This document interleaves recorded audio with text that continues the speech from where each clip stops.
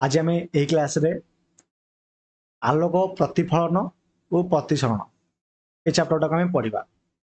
तेणु ये चैप्टर बहुत इंटरेस्टिंग चैप्टर तुमको पाठ पढ़ा मजा लगे एथार जो किसी ए chapter mathematical question answer solve करवा जहाँ तुम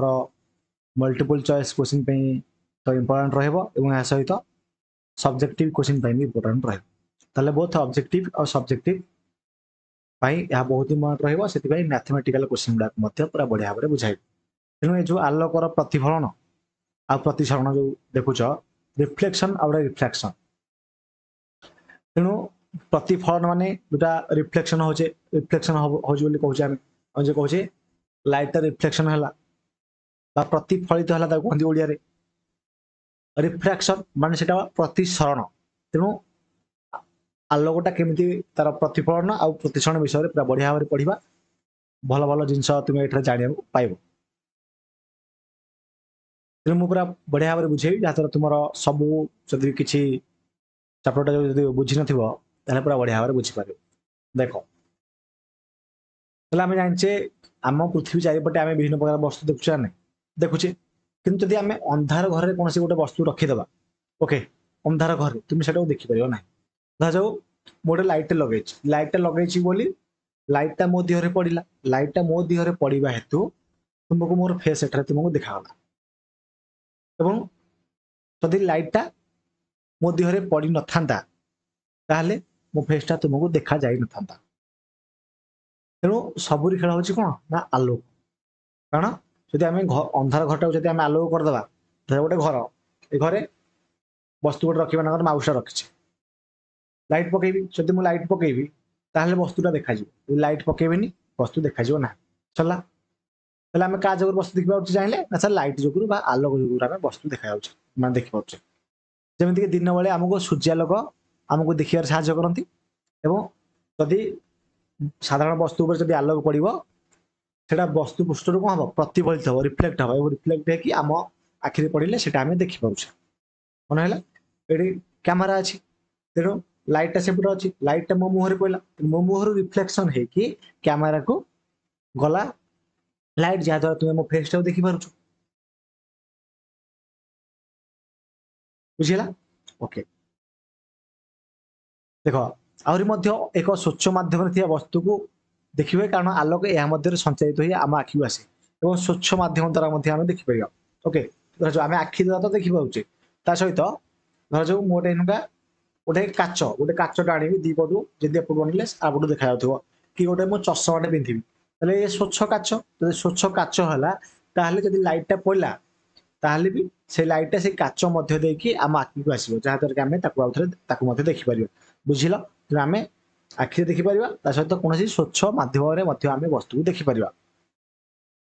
तेणु आलोक सहित विभिन्न प्रकार माने अपूर्व घटना परिघटना जहाँ कहे आम फेनोमेनन है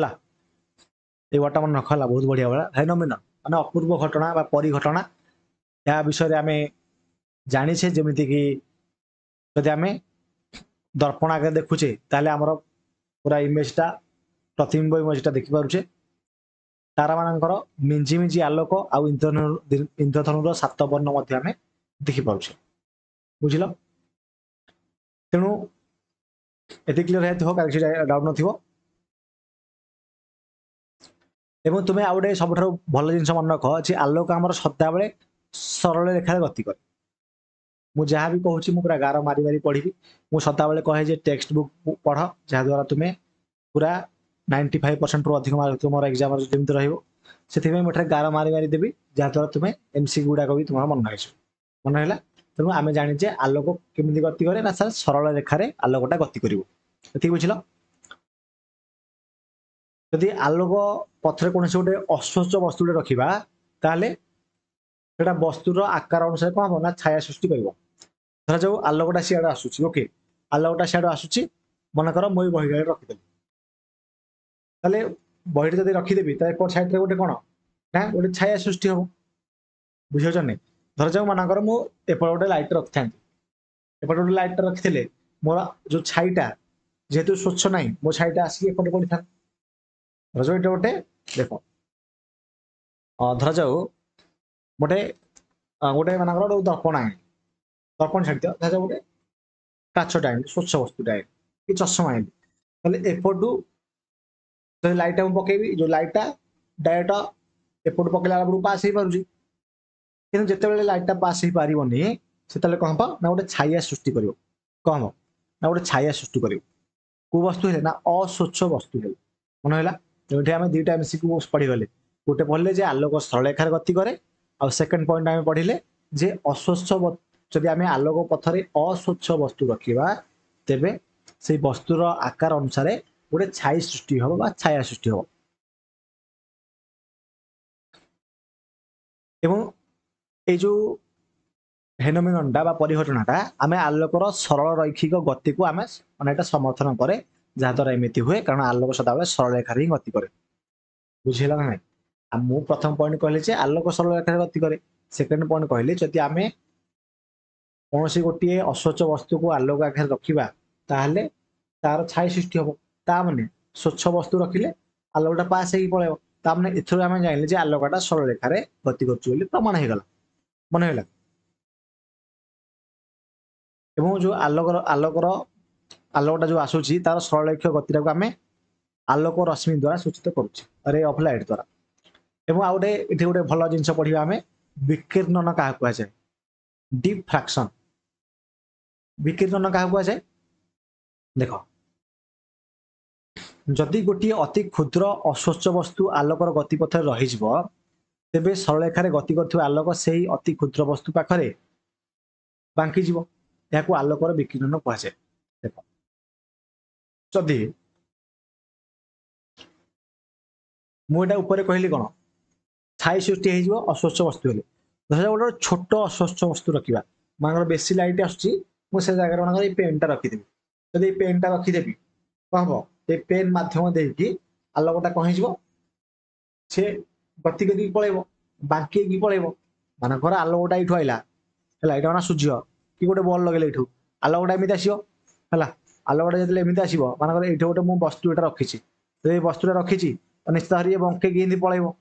ये बंकई पलैब ये बंकई पलैबाटा को ही कहती डिफ्राक्शन बा विकिरणन कहुए मन है एवं ये जो आलोकर एपरी बांकी जा प्रक्रिया को आलोकर जो सरलरैखिक गति जो तत्व रही ठीक ये बुझे पारे ना तेणु विकिरणन परिघटना को बुझाई आलोक को एक तरंग बोली कल्पना करागला तेणु देख तेणु आम जदि ये जो विकिरणटा को बुझाई चेष्टा करवा ताले आलोकर सरलरैखिक गति तत्व जो रही अनुसार आम बुझे पार ना जे कहीं माने सेटा गति कला बोली साइड ही कहीं गति कला बोली आलोकटा से आम से गोटे तरंग बोली आलोक को आम कल्पना कले क्या ना आलोक को एक तरंग बोली कल्पना कर बुझाई पुणी विंश शताब्दी कौन है ना विंश शताब्दी माने स्टार्टिंग फेज रे जना पड़ा जे पदार्थ और आलोक मध्य होता पारस्परिक प्रक्रिया को बुझाई आलोकर केवल तरंग रूप यथेष्ट नुहे पुणी जना पड़ा जे बुझाई तरंग भी यथेष्ट नुहे सफिसीयंट नुहे तेणु विभिन्न प्रकार क्षेत्र में आलोक कणिका सदृश गुण प्रदर्शन करे कारण आलोकटा आमर कणिका भाया जो पार्टिकल भाया किसी गुण प्रदर्शन करे तेणु से गोटे प्रश्न आसला मन में जे आलोकटा गोटे तरंग ना गोटे कणिका तेणु ये प्रकार जेहेतु आलोक उपर धारणा विभ्रांति चलला से समय माने ये जो धारणाटा विभ्रांतिटा बहुत वर्ष धरिक चलिक रहा से लास्ट को आसिले कि ना आधुनिक क्वांटम तत्व बा क्वांटम थ्योरी आविष्कृत है क्वांटम थ्योरी विषय तुम पढ़ी न पढ़े भी आम पढ़ा आगू कि यूट्यूब रे सर्च कले क्वांटम थ्योरी तुमको मिले आसला आमर कौन ना सर क्वांटम थ्योरी आसला से क्वांटम थ्योरी कौन कह ना से क्वांटम थ्योरी अर्थ है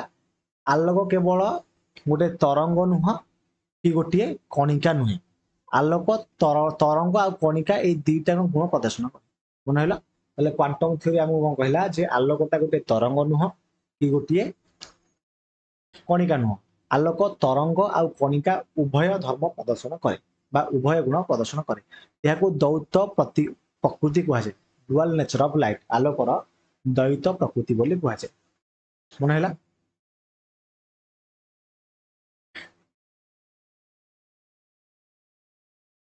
देख तार मुझे स्टार्टिंग कही आम आलोकर सरलेख गति तत्व विषय माने ताकू व्यवहार करके आम प्रतिफलन कौन प्रतिसरण कौन आउ वर्तुलाकार दर्पण कौन उत्तल दर्पण कर वर्तुलाकार दर्पण में प्रतिबिंब केमी सृष्टि हुए इत्यादि जिन पढ़ा ओके देख आलोकर प्रतिफलन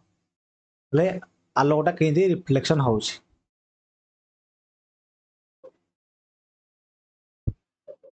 देख जदि गोटे चिकण पृष्ठ थी तापर जदि आलोकटा पड़ो से कौन रिफ्लेक्शन हम रिफ्लेक्ट हम एवं आम नियम गुड़ाक आलोकर भल भाव जानिले आलोकटा गोटे सरल रेखार गति कर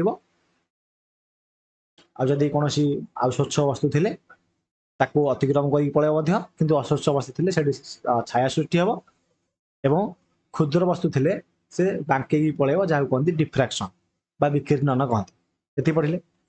देख आ गए पॉइंट देख ना आलोकर प्रतिफलन के आपातन कोण और प्रतिफलन कोण सामान हुए गोटे आपातन कोण आ गए प्रतिफलन कोण मान जी आपातन कोण थी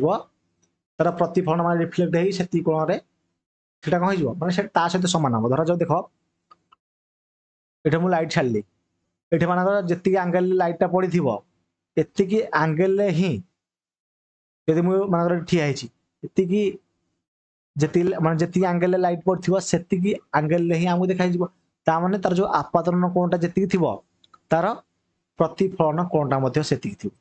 बुझीला सेकेंड पॉइंट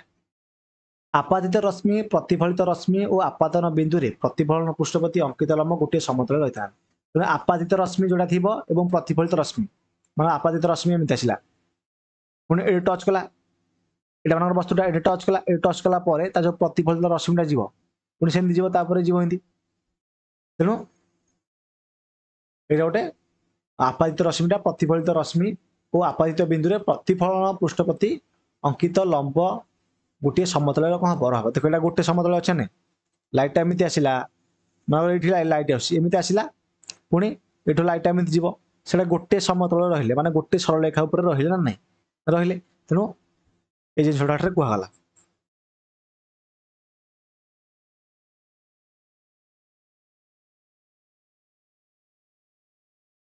एवं जो प्रतिफलन ये जो नियम गुड़ाक आम पढ़ले एटाक वक्र पृष्ठतल सहित माने समेत जेकोसी पृष्ठतल ये जो प्रतिफलन नियमटा प्रযোज्य आउ तुमे गोटे समतल दर्पण द्वारा सृष्टि होता प्रतिबिंब गुण सहित परिचित अट तेणु ये प्रतिबिंब प्रकृति गुण कौन जान चल देख कौन कहली गोटे समतल दर्पण मन रख ये कहली कौन प्रतिफलन नियम गुड़िक प्रतिफलकर वक्र पृष्ठतल समेत जेकोसी पृष्ठतल प्रযোज्य तार आउ गोटे पॉइंट मन रख जे समतल दर्पण द्वारा सृष्टि होता प्रतिबिंबर गुण विषय में पढ़ा प्रतिबिंबर प्रकृति आ गुण कौन देख ना समतल दर्पण फास्ट पॉइंट है समतल दर्पण द्वारा सृष्टि होता प्रतिबिंब सर्वदा आभासी आउ सड़क होता है आपको पूरा मन रख बुझल आपको पूरा मन रख इम्पोर्टाट जिनसटा मन रख पूरा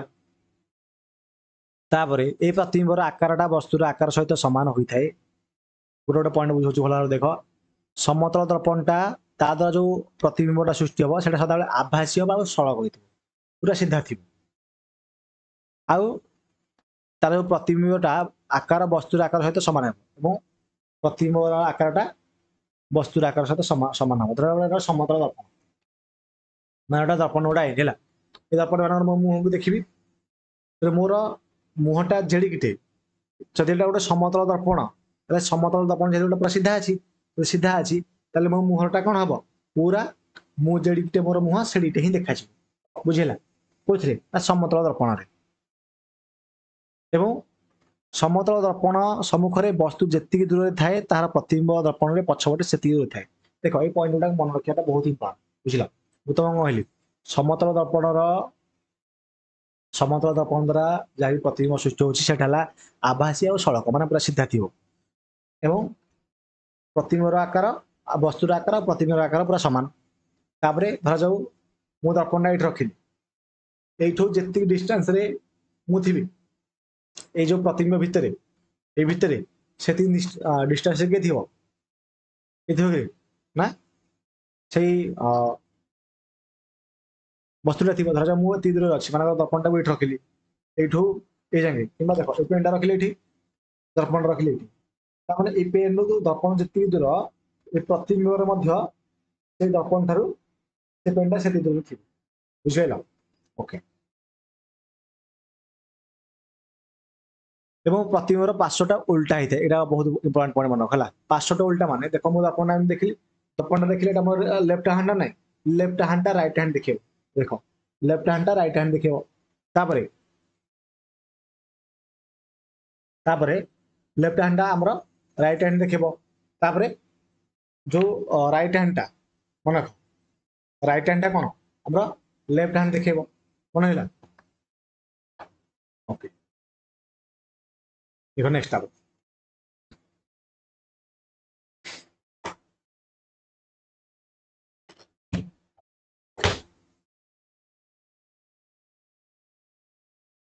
एथर आम जाना जदि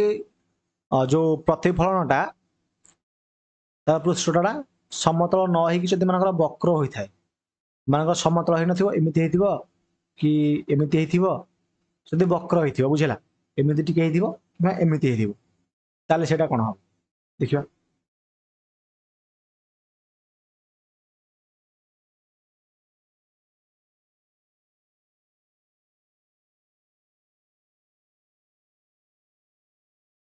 तो चामच रो गोटे तुम काई जो तुम पई काम दे किछि पढ़िया दरकार नै हला देखो चामच मु डायरेक्ट कहूछि डायरेक्ट बुझौछि से देछि हमको चामच नै कि तुम पई काम कहि परबटा निजे पढ़ी परिबो हला मु डायरेक्ट बुझौछि चामच जो चामचटा रहिला गोटे चामचटा आनिबो चामचटा केमिन थिबो ए भलिया किछि थिबो तार मुहटा जो हम खाउ बुझिले कि तेणु एटा वक्र पृष्ठ विशिष्ट गोटे दर्पण हेतु तो एमती हो कौटा वक्र जो दर्पणटा तेणु आमर जो चामचटा केमी चामचटा एमती रही है चामच बुझे नहीं चामच एमती अच्छी चामचटा ताले जेहेतु गोटे वर्तुलाकार दर्पण तेणु दर्पण प्रतिफलन पृष्ठ आ गोलक पृष्ठ गोटे अंश थाए प्रतिफलन पृष्ठ आ गोलक पृष्ठ से गोटे अंश ही थी तेणु से जो वर्तुलाकार दर्पण विषय आम जाना देख फास्ट पॉइंट मन रख फास्ट पॉइंट जे वर्तुलाकार दर्पणटा प्रतिफलन पृष्ठटा भितर आड़ को कि बाहर आड़ को वक्र होता है माने एमती कि एमती आउ जो वर्तुलाकार दर्पणर प्रतिफलन पृष्ठ भितर आड़ को वक्र हो रही है अवतल दर्पण कह जाए आउ अवतल दर्पणर वक्र प्रतिफलन पृष्ठ गोलकर केन्द्र आड़ को रही है देख ये भल भाव बुझे चेष्टा कर तो कहली जे वर्तुलाकार दर्पणटा केमिति रही है ना से भीतर पट को कि बाहर पट को सेटा वक्र हो रही है बुझल कि एवं जो वर्तुलाकार दर्पणर प्रतिफलन पृष्ठ भीतर आड़ को वक्र हो रही है सब भीतर आड़ मानकर ये देख मान गोटे गार करी भीतर आड़ माने एटा भीतर आड़ है एपट साइडटा बाहर पट माने एटा बुझल एमती कर कि एमती कर एमती कली ताले भीतर पट माने एटा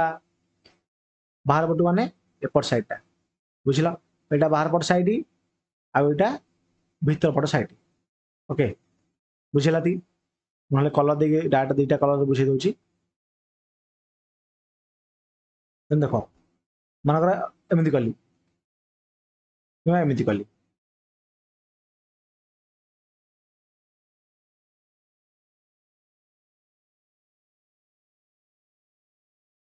तेणु देख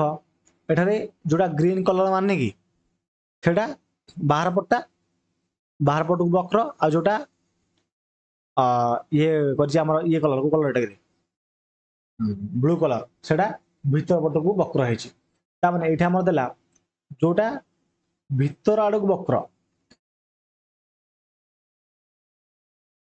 भीतर आड़ को वक्र हो रही है कौन कहती ना अवतल दर्पण कहती कनकेव लेंस बुझेला देथे उठे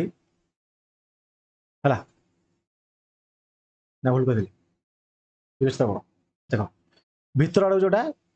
वक्र होता भीतर आड़ को जोटा वक्र होता कहती अवतल लेंस देख चित्र देख এটা ভিতର ଆଡକୁ ବକ୍ର ହେଇଛି ନାହିଁ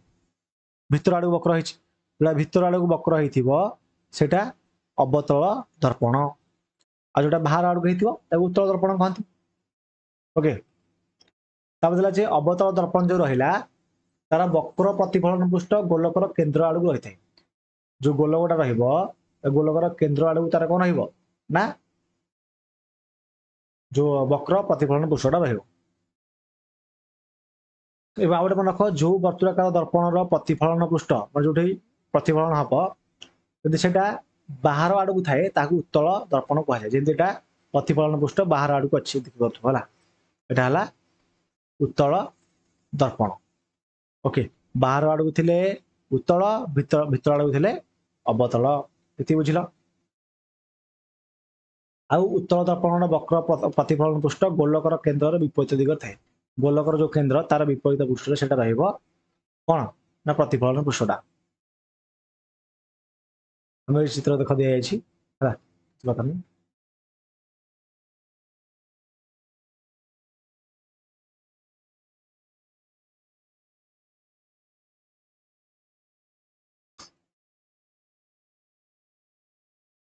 ଦେଖ ଯୋଉ ଫିକା ଅଂଶ ଦିଆଯାଇଛି ହେଲା এই ফিকা অংশ ଯୋଉଗୁଡା ଦିଆଯାଇଛି এটা କଣ ଫିକା ଅଂଶ ଯୋଉ ଦିଆଯାଇଛି ଦେଖ এই ଚିତ୍ରରେ ତୁମେ ଦେଖିପାରିବ ଯେ ଦର୍ପଣର ପଛ ଅଂଶକୁ ଅପେକ୍ଷାକୃତ ଫିକା ବର୍ଣ୍ଣରେ ଦର୍ଶାଯାଇଛି ଫିକା ବର୍ଣ୍ଣରେ ଏଠି ଦର୍ଶାଯାଇଛି ଏଟା ଆମର ଦର୍ପଣଟା ଯୋଉ ଏପଟେ ଯୋଉ ସେଡିଂଟା ଦେଖୁଛ ଏଟା ଫିକାରେ ମାନେ ଭିତର ପଟକୁ ହେଲା ମାନେ ଏପଟ ସାଇଡଟା ହେଲା ଆମର ଅବତଳ ଆଉ ଆଉ ଯଦି ବାହାର ପଟକୁ ହେଲା ତାହେଲେ ସେଟା ହେଲା ଆମର ଉତ୍ତଳ ବୁଝିଲା ବାହାର ପଟକୁ ଏଟା ବଙ୍କେଇଛି ତେଣୁ ଉତ୍ତଳ ଏଟା ଭିତର ପଟକୁ ହେଇଛି ମାନେ ଅବତଳ ସରିଲା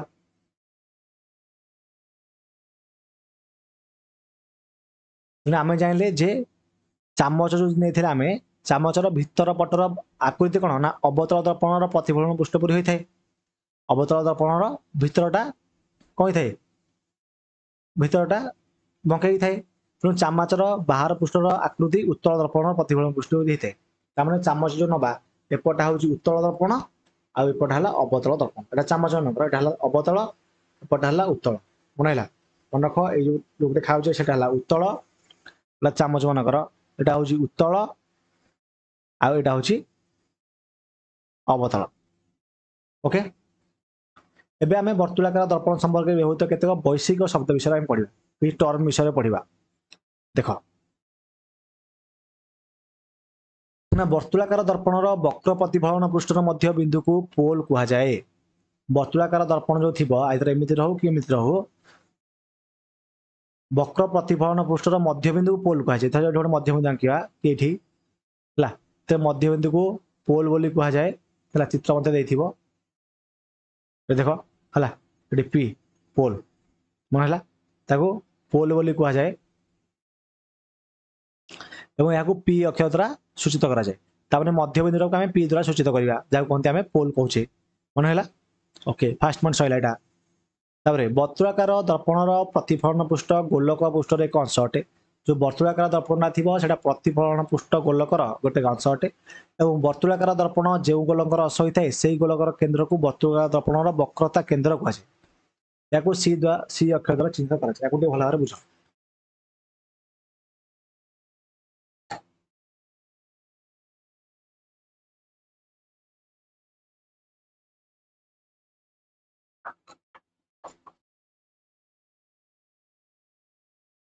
ଆଉ ଟିକେ ଭଲ ଭାବରେ ବୁଝ ହେଲା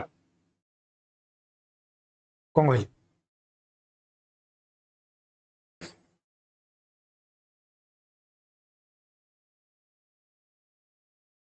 କହିଲେ ଯେ ବର୍ତ୍ତୁଳାକାର ଦର୍ପଣର ପ୍ରତିଫଳନ ପୃଷ୍ଠ ଗୋଲକ ପୃଷ୍ଠର ଗୋଟେ ଅଂଶ ହୋଇଥାଏ ଯୋଉଟା ପ୍ରତିଫଳନ ପୃଷ୍ଠ ସେଟା ଗୋଲକ ପୃଷ୍ଠ ଗୋଟେ ଅଂଶ ଏବଂ ବର୍ତ୍ତୁଳାକାର ଦର୍ପଣ ଯେଉଁ ଗୋଲକର ଅଂଶ ହୋଇଥାଏ ସେଇ ଗୋଲକର କେନ୍ଦ୍ରକୁ ବର୍ତ୍ତୁଳାକାର ଦର୍ପଣର ବକ୍ରତା କେନ୍ଦ୍ର କୁହାଯାଏ କଣ କୁହାଯାଏ ବକ୍ରତା କେନ୍ଦ୍ର କୁହାଯାଏ ତାକୁ ସି ଦ୍ୱାରା ଚିହ୍ନିତ କରାଯାଏ ଆଉ ମନେ ରଖ ଯେ ବକ୍ରତା କେନ୍ଦ୍ର ବର୍ତ୍ତୁଳ ଦର୍ପଣ ଉପରେ ନଥାଏ ଏବଂ ଯୋଉ ବକ୍ରତା କେନ୍ଦ୍ରଟା ସେଟା ବର୍ତ୍ତୁଳ ଦର୍ପଣ ଉପରେ ନଥିବ ଏହା ଦର୍ପଣର ବାହାରେ ଥିବ ସଦାବେଳେ ତେଣୁ ବକ୍ରତା କେନ୍ଦ୍ର ବର୍ତ୍ତୁଳ ଦର୍ପଣର ଅଂଶ ନୁହେଁ ଅବତଳ ଦର୍ପଣ କ୍ଷେତ୍ରରେ ବକ୍ରତା କେନ୍ଦ୍ର ଦର୍ପଣ ବାହାରେ ପ୍ରତିଫଳନ ପୃଷ୍ଠରେ ସମ୍ମୁଖରେ ଥାଏ ମାତ୍ର ଉତ୍ତଳ ଦର୍ପଣରେ କ୍ଷେତ୍ରରେ ବକ୍ରତା କେନ୍ଦ୍ର ପ୍ରତିଫଳନ ପୃଷ୍ଠର ପଛ ଆଡୁ ରହିଥାଏ ତେଣୁ ଏଠି ଯୋଉ ଚିତ୍ର ଦେଇଛି ହେଲା ଏଥିରେ ଆମେ ଦେଖିବା ହେଲା देख ये दुईटा पॉइंट तुम मन रख, मुझे हाइलाइट कर दूसरी। जदि आम अवतल दर्पण देखा, अवतल दर्पण क्षेत्र में तार जो वक्रता केन्द्रटा दर्पण बाहर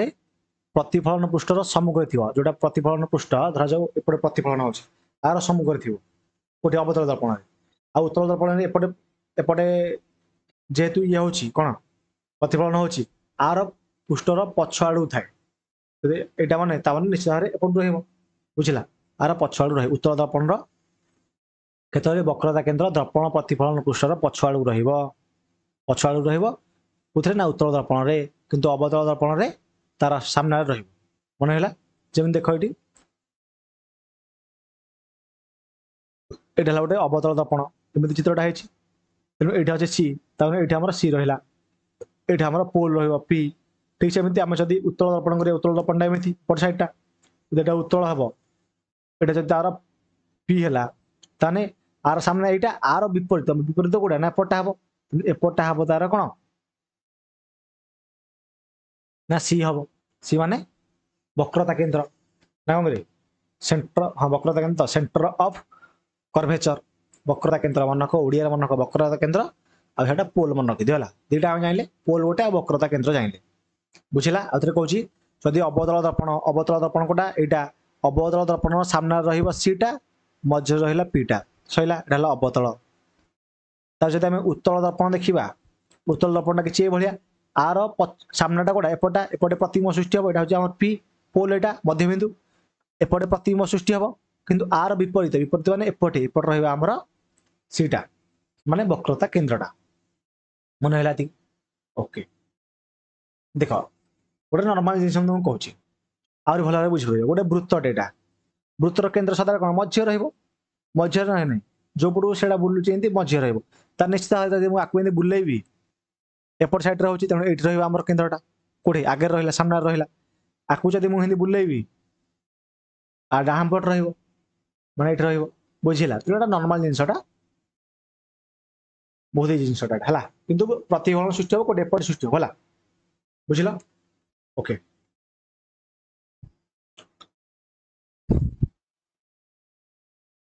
वर्तुलाकार दर्पण जो गोलकर अंश होता है से गोलकर व्यासार्ध को वर्तुलाकार दर्पण वक्रता व्यासार्ध कहुए। देख यहाँ साधारण आ द्वारा सूचित चिन्हित कराए वर्तुलाकार दर्पण जो रहा वर्तुलाकार दर्पणटा धर गोटे वर्तुलाकार दर्पण अवतल दर्पण यहाँ जो गोलकर अंश हो से गोलकर व्यासार्धटा को मानकर यहाँ व्यासार्ध ये व्यासार्धटा को जाके आपको कौन कहते आर कहती कौन कहती ना आर कहती बुझला रेडियस ऑफ कर्वेचर बा नॉर्मली आर कहती आर माने रेडियस हम पढ़ी मेंसुरेशन में ज्योमेट्री सब पढ़ी आर कहुए सरला आर द्वारा सूचित कर मन रख। और पोल पी जानले वक्रता केन्द्र सी जानले पीसी दर्पण वक्रता व्यासार्ध अटे अर्थात यहाँ मानकर अवतल दर्पण ये रहा कौन सीट रहा ये रहा पीट रहा तेणु ये जो पीसी है ये पीसीटा कहती वक्रता व्यासार्ध कहती आर कहती बुझल। जो सरलरेखा वर्तुलाकार दर्पण पोल और वक्रता केन्द्र जोग करे जो सरलरेखाटा वर्तुलाकार दर्पण पोल आ वक्रता केन्द्रटा दुईटा जोग कर जोगरे दर्पण प्रमुख बा मुख्य अक्ष कहुए तेणु जेहेतु यहाँ जोग करुच्ची आपको मुख्य अक्ष कहुए कौन कहुए मुख्य अक्ष बा प्रमुख अक्ष कहुए मन है ओके ये बुझल। वर्तुलाकार दर्पणर प्रमुख अक्ष पोल उपरे दर्पण पृष्ठवती अभिलंब होता है और जो वर्तुलाकार दर्पण रहा तार प्रमुख अक्षटा पोल उपरे दर्पणर पृष्ठवती अभिलंब होती रही है मैंने गोटे लंब होती रही है बुझल ओके।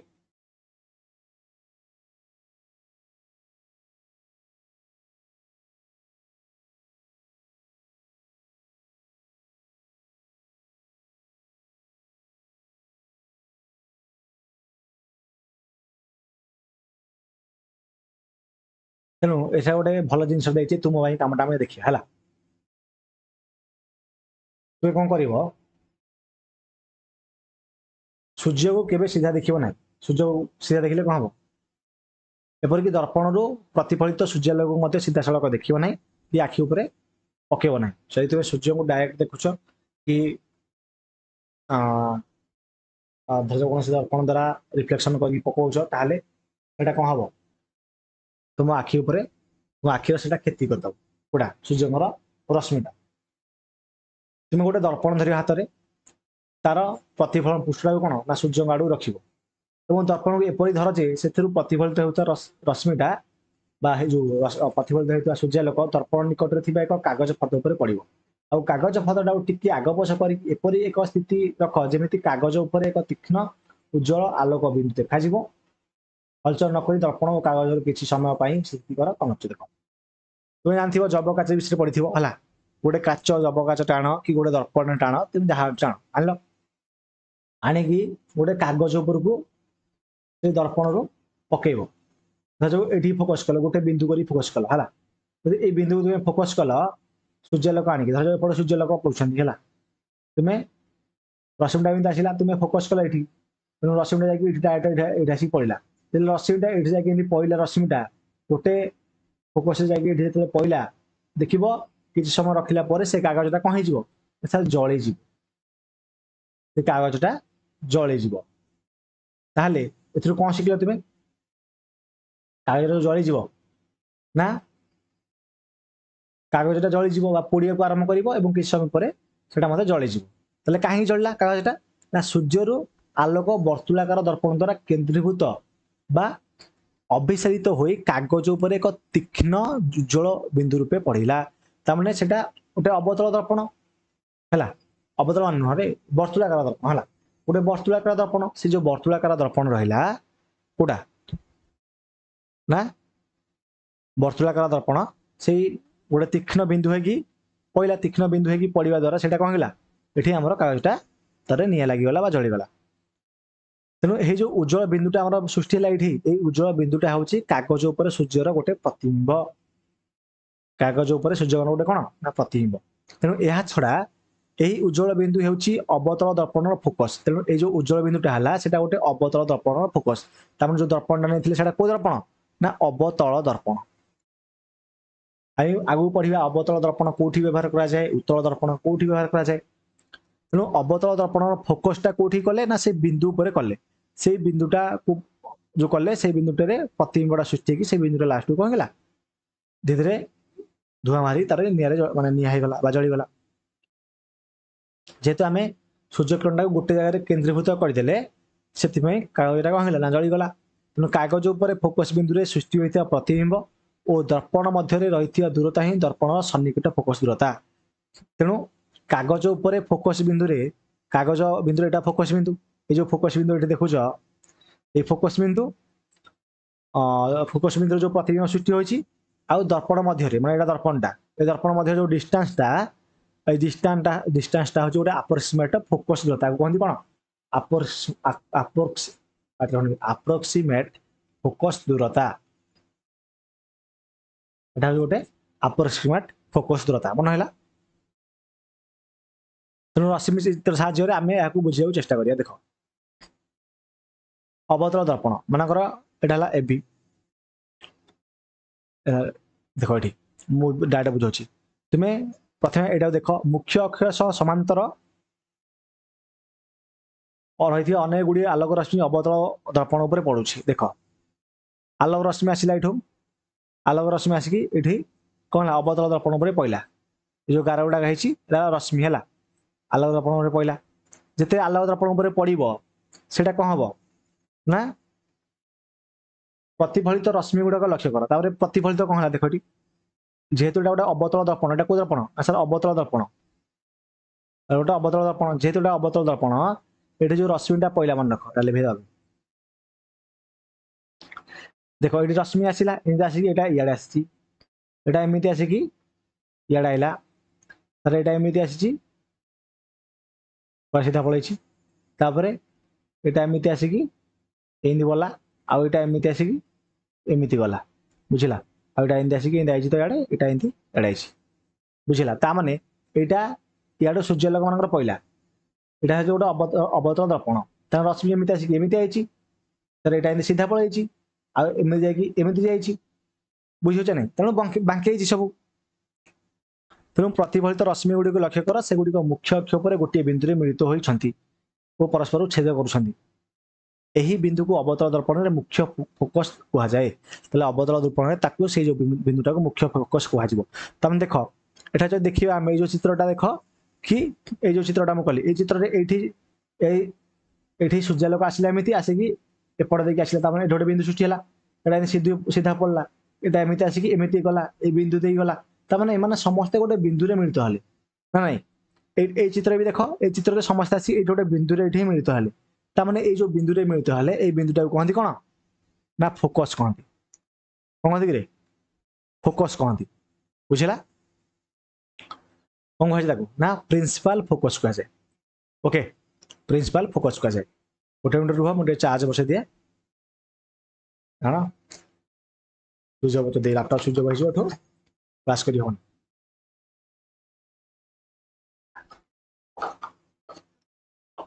केवल 10 सेकंड अपेक्षा करो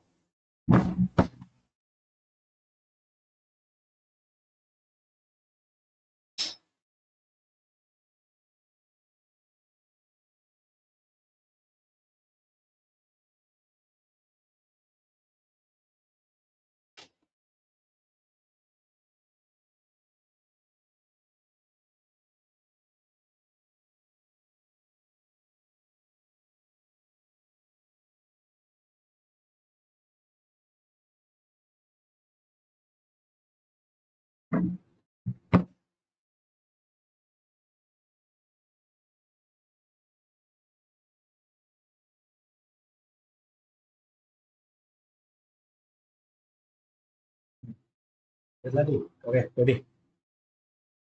देखा था हेलो प्रथम चित्रटा पूरा बढ़िया भाବରେ बुझି पारथिबो आकु लिभे दबा तार सेकंड चित्र देखो सेकंड गोटे उत्तल दर्पण हला उत्तल दर्पण कहला मुख्य अक्ष सहित समांतर होई दर्पण उपरे आपादित होइथिबा रश्मि गुडाक उत्तल दर्पण द्वारा की प्रकार प्रतिफलित होइछि एही प्रतिफलित रश्मि गुडिक प्रमुख अक्ष उपरे थिबा गोटे बिंदु आसिला पर जना पड़छि गोटे बिंदु आसिला पर जना पड़छि तारना के आसिला एटा अनंत दूरता अछि एपड़ आसिला रश्मिटा कौन से बुझिलानी आउथर बुझेबा दिला जे मुख्य अक्ष सहित समांतर होई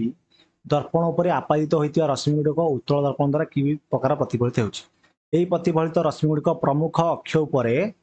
थिबा गोटे बिंदु आसिला पर जना पड़छि प्रमुख अक्षर एटा गोटे बिंदु आसिला बेले हमर देखो जो रश्मि गुडा अछि ए रश्मि गुडा केमि आइला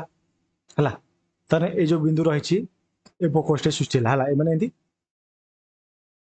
गोटे बिंदु आसिला पर जना पड़छि इंदा आसिला इन गला इंदा आइला इन गला इन गला इंदा आसिला ना बुझिलनी देखो भलो चेष्टा कर मन पढ़ी दउछि आ बुझे भेला कारण चित्र द्वारा जब बुझी पारिबो चित्र का बुझिले ही बुझी पारिबो एही बिंदु को उत्तल दर्पण रे प्रमुख फोकस कहा जाय उभय चित्र रे मुख्य फोकस ए अक्षर द्वारा सूचित होइछि और वर्तुलाकार दर्पण पोल आ फोकस मध्य थिबा दूरता को फोकस दूरता कहा जाय एवं वर्तुलाकार दर्पण रो पोल आ फोकस दूरता मध्य रे जो दूरता रहउछि ता कहंदी फोकल लेंथ बा फोकस दूरता कहा जाय ताको एफ द्वारा सूचित हम करूछे देखो ए चित्रटा गोटे लक्ष्य कर मुझे दउछि तने कहला बिले एटा तो आमे बुझिला अवतल दर्पणटा तब जति आमे उत्तल दर्पण देखिबा ए उत्तल दर्पण देखो रश्मिटा एमिति आसिला ओके एमिति आसिला बा एठो एमिति एमिति आसिला रिटर्न हला ताबरे एमिति आसिला एमिति गला ना बुझिलनी देखो एमिति आसिला ए बिंदु मिलित है कि इन चलला तो ए रश्मिटा एमिति आसिला एमिति गला एठो एपडू गला ए रश्मिटा सेंति एमिति आइला एपडू एठी आइला एठो याडे आसिला ए रश्मिटा सीधा गला पुणी सीधा एंती पळे आसिला बुझौछ नै तेणु एठी आमे कोन बुझिले एठी गोटे बिंदु मिलित होछि तेणु गोटे ए जो बिंदुटा को आमे कहछे फोकस कहछे हला एवं फोकस आ पोल मध्य जो दूरता अछि ताको आमे कहछे फोकल लेंथ कहछे ओके एते बुझिलो तार आउट पॉइंट देखो रे जे वर्तुलाकार दर्पणर प्रतिफलन पृष्ठ वर्तुलाकार होइथाय वर्तुलाकार जो दर्पण रहइबो तार प्रतिफलन पृष्ठटा सदा बेले वर्तुलाकार हेतिबो एटा मन रखो फर्स्ट पॉइंट तापर यार वृत्ताकार परिसीमा थाए तार गोटे परिसीमा मध्य थइबो एवं वर्तुलाकार दर्पण प्रतिफलन पृष्ठर व्यास को दर्पण द्वारक कहुए तेणु वर्तुलाकार दर्पण प्रतिफलन पृष्ठर व्यासटा धर जो व्यासटा रही टोटालटा व्यासटा कौटू को जाए हम देख जब आम उत्तर दर्पण कह ये जाए हम आउ ये जब आम अवतल कथा कहवा ताहले को जाए हम ये जाएंगे ये जाएंगे ये हम टोटाल कौन है ताहले ये जो व्यास रहा कोड़ा ये व्यासटा आम कहे द्वारक कहे कौन कहे द्वारक आपेचर आपेचर कहे कौन कहे आपेचर मन है कौन कह ना आपेचर कह मन है तुम्हें आपेचर विषय में शुणी कैमेरा कैमेरा रहा कैमेरा आपेचर विषय पढ़ी तेणु आम या विषय आगे पढ़ा तेणु चित्र 6.2 रे एमएन दूरता दर्पण द्वारक अटे तेणु ये जो एमएन देख 6.2 रे ये जो एम आउ एन आउठी भी एम आउ एन एम आउठी एन ये एम आउठी एन यहाँ हूँ दर्पण द्वारक बाको कहती आपेचर कह जाए मन है ओ प्रतिफलन पृष्ठर व्यासटा प्रतिफलन जो होता तार पृष्ठर व्यासटा आम आपेचर कहे तमें यहाँ आपेचर कह किसी कथा नहीं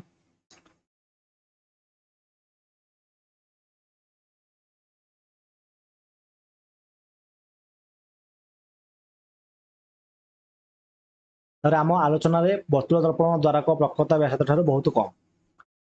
ओके जो वर्तुल दर्पण द्वारक वक्रता व्यास बहुत कम वर्तुल दर्पण जो रहा तार जो द्वारकटा तार अपर्चरटा वक्रता व्यासार्थ मान कौटा यहाँ आठ बहुत कम कौटा येटा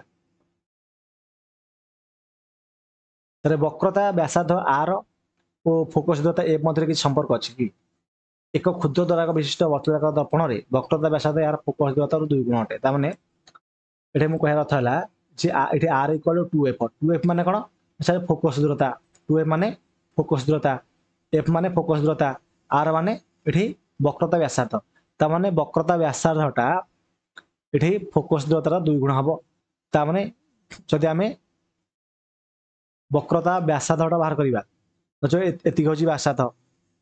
है देख बुझेगा कि वक्रता व्यासार्थ व्यासार्थ के हम एति हम सी जगह हम ताने एफ एफ के 1 1 ताने 2 होगा ना टोटाल 2टा होगा ताने एफ एफ 2 गुणा हो जिनसा से देला बुझेगा ओके एथर आम जानिले जे मुख्य फोकस वर्तुलाकार दर्पणर पोल उपर पोल और वक्रता केन्द्र ठीक मझे रही है आम जानिले जे फोकसटा कौट रहा फोकसटा वर्तुलाकार दर्पणर पोल आ वक्रता केन्द्र ताने ये पोल एटा वक्रता केन्द्र तार मझे कौन रोकस रही जाइले ठीक सेमती ये देख ये चित्र जो देख ये रहा पोल ये रहा वक्रता केन्द्र ये रहा आमर फोकसटा तेणु ये आम जाइले जे पोल आउ वक्रता केन्द्र मध्य फोकसटा रहा एवं फोकसटा इक्वाल टू कार 2 गुण हम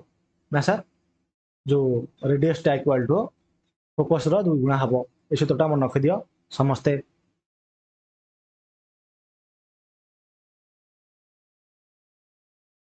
आज पढ़ले आम नेक्स्ट क्लास रे वर्तुलाकार दर्पण द्वारा प्रतिबिंब गठन वर्तुलाकार दर्पण द्वारा केमिति प्रतिबिंब जो प्रतिबिंब गठन हुए यह आम नेक्स्ट क्लास रे पढ़िबा रोची पुणी देखा नेक्स्ट क्लास रे धन्यवाद।